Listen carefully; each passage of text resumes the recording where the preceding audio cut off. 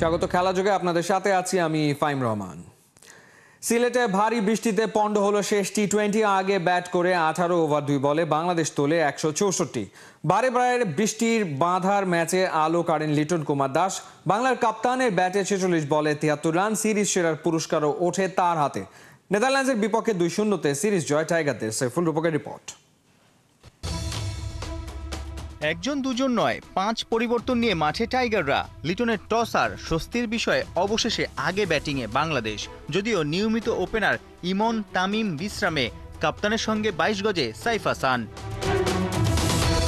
দারুণ মৌকা হাতছাড়া, 8 বলে 12 করে বিদায় সাইফের। তবে লিটন দাস দুরন্ত দুর্বার আক্রমণাত্মক, উইকেটের চারপাশে খেলে গেছেন অসাধারণ সব শট।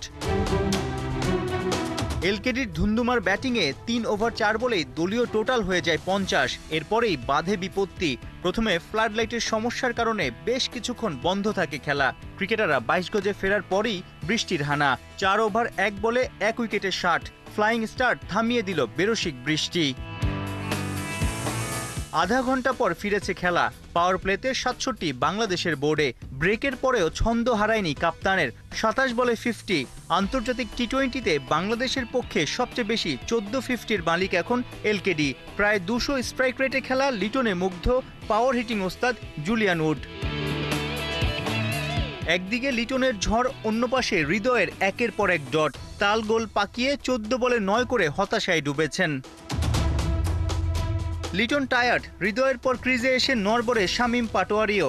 7 থেকে 14, মাঝের ওই 8 ওভারে কেবল 54 রান এসেছে স্বাগতিকদের।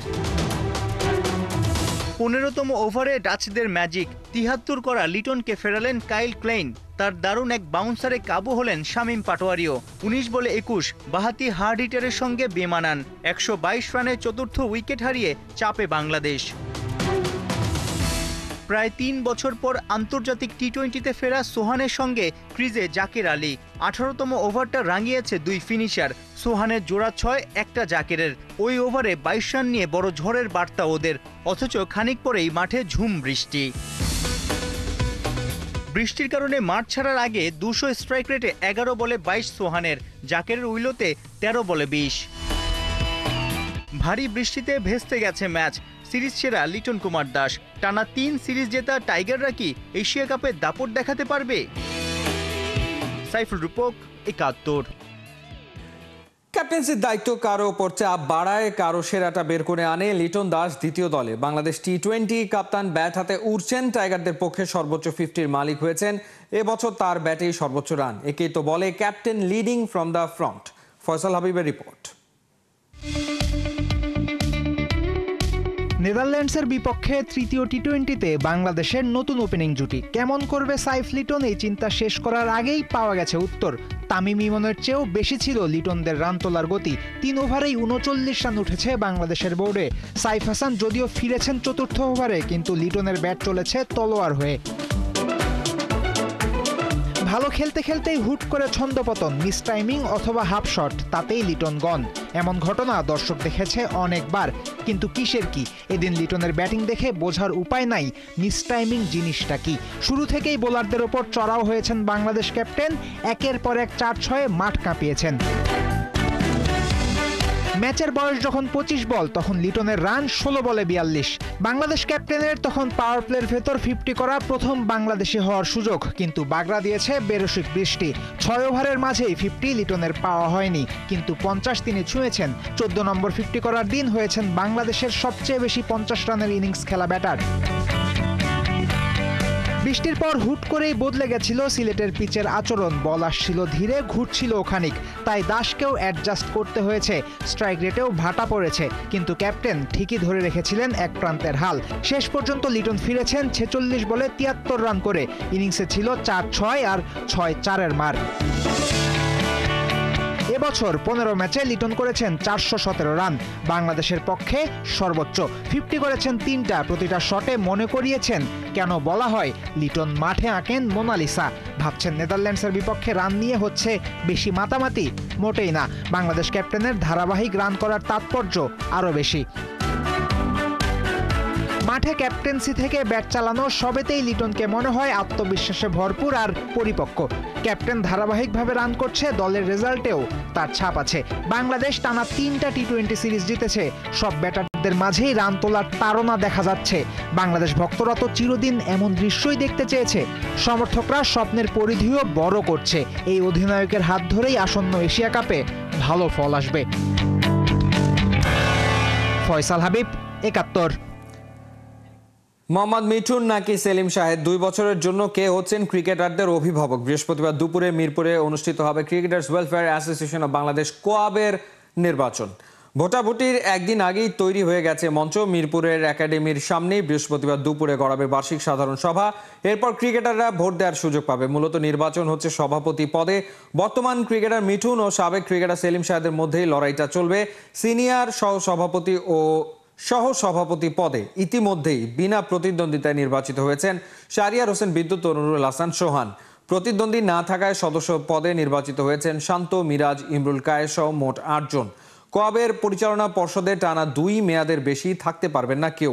পাক্কা 91 দিন পার হওয়ার পর অবশেষে মুখ খুললেন বিরাট কোহলি। শোক প্রকাশ করলেন বেঙ্গালুরুর সেই চিন্নাস্বামী স্টেডিয়াম ট্র্যাজেডি নিয়ে। আরসিবি কেয়ার উদ্বোধন উপলক্ষে দলের প্রকাশিত বার্তায় বিশেষ এই শোক জানানোর পাশাপাশি কোহলি বলেছেন, ওই ঘটনায় নিহত আর আহতদের পরিবারের প্রতি দায়বদ্ধতার কথা। খালিদ জামিলের রিপোর্টে বিস্তারিত।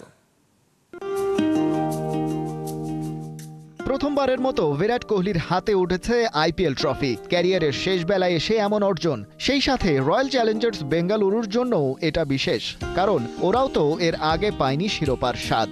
এর আগে সান্ত্বনা ছিল কেবল 2009, 11 আর 16 রানার্স আপ তকমা। সেই আক্ষেপই যেন ঘুচল এবারে, তাই তো এর চেয়ে খুশির দিন আর হতে পারে না। কিন্তু কি থেকে যেন কি হয়ে গেল। কোহলিরা যখন বেঙ্গালুরুর চিন্নাস্বামী স্টেডিয়ামে ট্রফি সেলিব্রেশনে ব্যস্ত, তখন বাইরে ঘটে যায় মর্মান্তিক ঘটনা।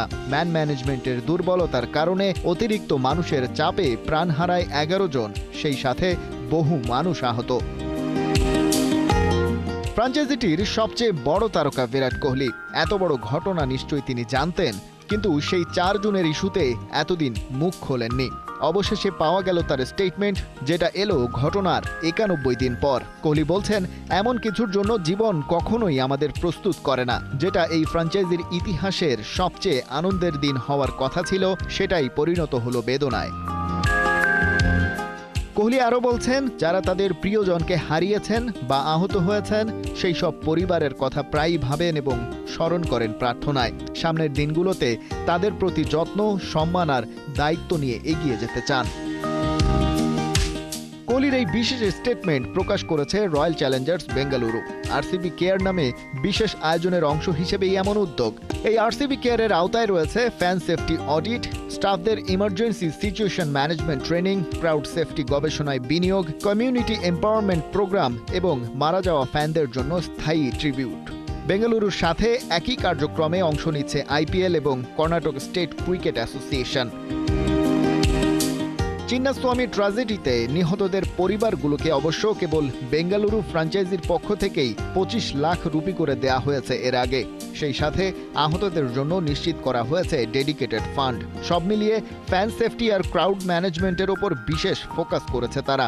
ভুল থেকে নিচ্ছে শিক্ষা। আইপিএলের পর কোহলি অবশ্য বেশিরভাগ সময় লন্ডনেই কাটিয়েছেন, তবে বিসিসিআই এর সাম্প্রতিক ফিটনেস টেস্টে অংশ নিয়ে পাশও করেছেন, যার অর্থ ওডিআই সিরিজ খেলতে অস্ট্রেলিয়া সফরে যাচ্ছেন তিনি। খালিদ জামিল, ৭১। একের পর এক ব্লান্ডার। যাদের নাম নিয়ে উঠেছিল হাইপ, তারাই যেন দিশেহারা। মাঠের লড়াইয়ে শরীরই যেন চলে না। এক প্রকার হতাশায় নিমজ্জিত হয়ে অনূর্ধ্ব-23 এশিয়ান কাপ বাছাই শুরু করলো কিউবা জায়ানরা। ভিয়েতনামের কাছে 2-0 গোলের হারে স্পষ্ট হয়ে পড়েছে বাংলাদেশের প্লেইং ট্যাকটিক্সের দুর্বলতা। বিস্তারিত জানাচ্ছেন পার্থ বণিক। ম্যাচের মাত্র ৭০ মিনিট নিজেদের বক্সে পায়ে টান খেয়ে চিত হয়ে পড়ে আছেন দুই ডিফেন্ডার জাহিদ শান্ত ও শাকিল তপু। ১০ মিনিট বাদে জায়ান আহমেদেরও একই দশা। ৮২ মিনিটে জনিকে তো বের করা হয় স্ট্রেচারে করে। অনূর্ধ্ব ২৩ এশিয়ান কাপ বাছাইয়ে ৯০ মিনিটও ফুল ফিটনেস নিয়ে খেলতে পারল না বাংলাদেশ।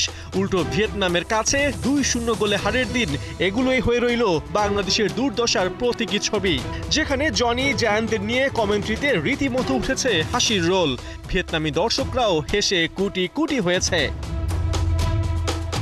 গুরুত্বপূর্ণ ম্যাচে বাংলাদেশের শনির দশা তো ম্যাচের আগে থেকেই। জ্বরে কাবু হয়ে অ্যাবসেন্ট ছিলেন কোচ সাইফুল বারী টিটু। তার পরিবর্তে হাসান আল মামুন কেমন ইম্প্যাক্ট ফেলেছেন সেটা ফুটবলারদের ক্লুলেস পারফরমেন্সে স্পষ্ট হয়ে উঠেছে। তাছাড়া যে ফাহমিদুলকে ইতালি থেকে উড়িয়ে আনা হলো তাকে মাঠে না নামিয়ে বেশ অবাক করা কাণ্ডেরই জন্ম দেয় বাংলাদেশের টিম ম্যানেজমেন্ট। এদিন একের পর এক অ্যাটাকে ম্যাচের ১৫ মিনিটেই বাংলাদেশের ডিফেন্স ভাঙে Vietnam. Credit goes to striker Ngoc Mai. D বক্সের বাইরে থেকে তার জোরালো শটের কোনো অ্যান্সারই ছিল না শ্রাবণের কাছে। অবশ্য বাংলাদেশ যে চান্স পায়নি তা নয়, বরং বেশি কারিকুরি দেখাতে গিয়েই সেই চান্সের সর্বনাশ করেছেন আল আমিন। ৩১ মিনিটে লেফট উইংয়ে জায়ান ফ্রি থাকলেও তাকে পাস না দিয়ে একাই উপরে উঠতে গিয়ে বল হারান।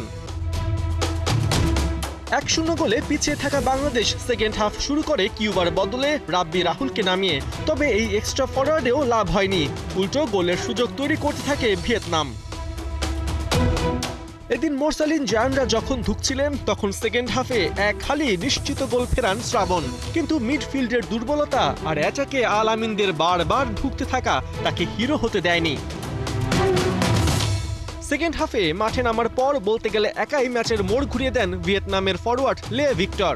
৭৭ মিনিটে তার শট বারে লেগে ফিরলেও ৫ মিনিট বাদে ঠিকই গোল আদায় করে নেন। কর্নার থেকে পাওয়া বলে তার হেড ভিয়েতনামকে এগিয়ে দেয় ২-০-তে। ভিয়েতনামের জন্য আফসোসের নাম ছিলেন ফি হুয়াং। ম্যাচের ১০ মিনিট আর ম্যাচ শেষের অতিরিক্ত সময়ে তার দুইটা শট বারে লেগে ফেরে, না হলে বাংলাদেশকে হয়তো আরো বড় ব্যবধানে হার নিয়েই মাঠ ছাড়তে হতো। ভিয়েতনামের কাছে এই হারের দুঃখ নিয়েই শনিবার ইয়েমেনের বিপক্ষে মাঠে নামবে বাংলাদেশ। পার্থ বণিক, ৭১। ঘরের মাঠে শেষ ম্যাচ খেলতে প্রস্তুত লিওনেল মেসি। জিতেই দলের রাজাকে ট্রিবিউট দিতে চায় আলবি সেলেস্তারা। বিশ্বকাপ বাছাইয়ে বুয়েনোস আইরেসে আর্জেন্টিনার প্রতিপক্ষ ভেনেজুয়েলা। পরের ম্যাচে আর্জেন্টিনা খেলবে ইকুয়েডরের বিপক্ষে, আর সেই ম্যাচেই মেসি স্পর্শ করবেন নতুন মাইলস্টোন। কোহিনুর কণার রিপোর্ট। ২০ বছর আগে ১৯ নম্বর জার্সিতে আবির্ভূত হয়েছিল ১৮ বছর বয়সী এক কিশোর। সে হতে চেয়েছিল ফুটবলার, কিন্তু হায়, ঈশ্বর তাকে বানিয়েছেন গড অফ দ্য গেম। সে জিততে চেয়েছিল বিশ্বকাপ, বদলে তার হাতের মুঠোয় গোটা বিশ্ব। ফুটবল নয়, তার পায়ে খেলা করে প্রাণের স্পন্দন। ২ দশকের টাইমলাইন, ১৯ নম্বর জার্সিটা বদলে হয়েছে ১০ নম্বর। তবে গোল, ট্রফি, রেকর্ড এসব প্রাপ্তি ও অপ্রাপ্তির হিসাব নিকাশ ভুলিয়ে দিয়ে তিনি হয়ে উঠেছেন সার্বজনীন। Lionel Messi, the captain, football দুনিয়ার অবিসংবাদিত কিং। এল ক্যাপিটান এস্তা ফেলিস, খুশি আর্জেন্টাইন ক্যাপ্টেন। বুয়েনোস আইরেসের শেষ ম্যাচকে সামনে রেখে এজেইজা ট্রেনিং সেন্টারে এমনই চিলমুডে হাজির এলামটেন। লিওকে একটিবার দেখতে সমর্থকদের ক্লান্তিহীন মধুর অপেক্ষা। কে জানে এ পাড়ায় আর পা পড়বে কিনা ঘরের ছেলের। বিশ্বকাপ বাছাই ডাবল হেডার শিডিউলে আর্জেন্টিনার প্রথম ম্যাচ ভেনেজুয়েলার বিপক্ষে। ঘরের মাঠে মেসির শেষ ম্যাচ বলে কথা, স্মরণীয় রাখাই চাই। দলের সবাই অনুশীলনে বেশ সিরিয়াস। আবেগকে সরিয়ে এই শিডিউলে অবশ্য মেসির জন্য অপেক্ষা করছে নতুন একটা মাইলস্টোন। কোয়ালিফায়ারে মেসি এরই মধ্যে অল টাইম গোল স্কোরার। তবে ভেনেজুয়েলার ইকুয়েডরের বিপক্ষে মাঠে নামলে আর্জেন্টাইন সুপারস্টার হয়ে যাবেন সবচেয়ে বেশি বাছাই পর্ব খেলা ফুটবলার। ক্যারিয়ারে ৭১টি কোয়ালিফায়ার ম্যাচ খেলেছেন লিওনেল মেসি। ৭২ ম্যাচ খেলা ইকুয়েডরের সাবেক ক্যাপ্টেন ইভান লিস্টের টপার। মেসি ২ ম্যাচ খেললে সাউথ আমেরিকান কোয়ালিফায়ারে সবচেয়ে বেশি ৭৩ ম্যাচ খেলার রেকর্ড গড়ে ফেলবেন। এই ম্যাচটা তাই লিওর কাছেও ভীষণ স্পেশাল। হ্যাঁ, এটা আমার জন্য ভীষণ স্পেশাল একটা ম্যাচ, কারণ এটা ঘরের মাঠে আমার ক্যারিয়ারের শেষ কোয়ালিফায়ার ম্যাচ। আমি জানি না পরবর্তীতে আর কোনো প্রীতি ম্যাচ কিংবা অন্য কোনো ম্যাচ হবে কিনা। লিওর ফেয়ারওয়েল গেমে উপস্থিত থাকতে প্রস্তুত ৮৫,০০০ সমর্থক। যদিও এই ম্যাচে থাকবে না জয় পরাজয়ের কোনো হিসাব। সমর্থকরা শুধুই বলবে থ্যাংক ইউ ক্যাপ্টেন। কোহিনুর কণা, ৭১। সড়ক দুর্ঘটনায় মারা যাওয়া দিয়াগো জোতাকে বিশেষ এক অনুষ্ঠানে এবার সম্মান জানিয়েছে তার দেশ পর্তুগাল।